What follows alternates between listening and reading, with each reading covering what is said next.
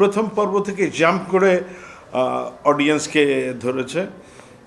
আমাদের দেশে সবসময়ই যে পারিবারিক গল্প এটার একটা আবেদন ছিল সবসময়, 50 বছর আগেও ছিল, এবং মাঝখানে নানা আমরা কথা শুনেছি যে না আজকাল আর ওগুলো চলে না, অমুক তমুক এইটা, এবং সফলভাবে সেটাকে যদি উপস্থাপন করা যায় পারিবারিক গল্প, তাহলে দর্শক যে গ্রহণ করে। এবং মোস্তফা কামাল রাজের আমার কাছে মনে হয় যে তোমাদের গল্প, ওখান থেকে এই যে ট্রেনটা শুরু হয়েছে, এটা কিন্তু চলছে। মানে সঠিকভাবে পারিবারিক গল্প যদি উপস্থাপন করা যায় তাহলে দর্শক সমাদৃত হয়। বেশ কয়েকদিন ধরে তো সিরিজটা চলছে, বেশ রেসপন্স পাচ্ছে। এটা আমাদেরই গল্পের, আপনি হচ্ছে মূল চালিকা শক্তি, একটা পরিবারের যে মূল যে বাবা, সেই বাবা হচ্ছেন আপনি কেমন রেসপন্স পাচ্ছেন ঘরের বাইরে বা বিভিন্ন আড্ডা, সেটা এটা তো আমার চাইতে আপনারাই ভালো বলতে পারবেন।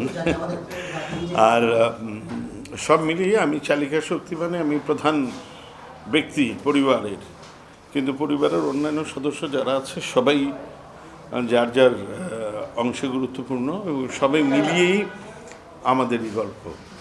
বিজলি কেবলসের স্কিন কোটেড ইনসুলেশন আগুন প্রতিরোধী। বিজলি কেবলস, নিরাপদ আজীবন। তবে একটা খুবই আনন্দিত এই কারণেই যে আমরা দেখে এসেছি যে একটা সিরিয়াল শুরু হলে কয়েকটা পর্ব যায়, ধীরে ধীরে দর্শক গল্পের মধ্যে ঢুকে গল্পের প্রতি আকৃষ্ট হয়। কিন্তু আমাদেরই গল্প, এটা খুবই আনন্দেরও বিষয় এবং বিস্ময়েরও বিষয় যে প্রথম পর্ব থেকে জাম্প করে অডিয়েন্সকে ধরেছে।